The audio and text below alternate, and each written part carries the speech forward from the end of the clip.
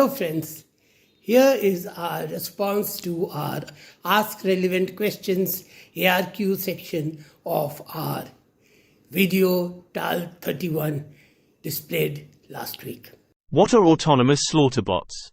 Slaughterbots are autonomous drones powered by artificial intelligence used for military purpose to bomb enemy targets without human intervention.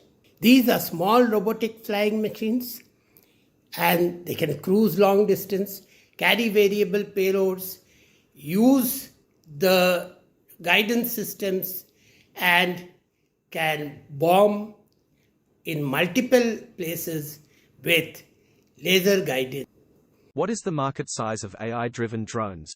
Well, these AI-driven drones have commanded a huge $14 billion market, and they are growing at 8% CAGR, 8% annual growth, which is stupendous. And these drones are not based on the money power. They are based on the technology power and rather frugal technology. All these drones who are today the best-selling drones are cheap, reliable, and So who are the three leading drone makers? Israel has been one of the largest makers and exporters of UAVs. It does operate at least 3 types of UAVs or drones which can be armed and have regularly conducted sorties in the Middle East. The Heron TP, the Hermes 450 and the Hermes 900. Ukraine's main fleet and the main military zone is the Turkish-made Bayraktar with a wingspan of 40 feet. It is about the size of a small plane with cameras on board and can be armed with laser-guided bombs.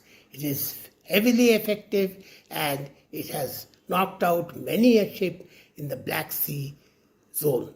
But there is a third player too, which is Iran, which has the Shahid 136 drones, which it supplies to Russia, which has been used with devastating effect on the NATO armory, including the Abrams tank.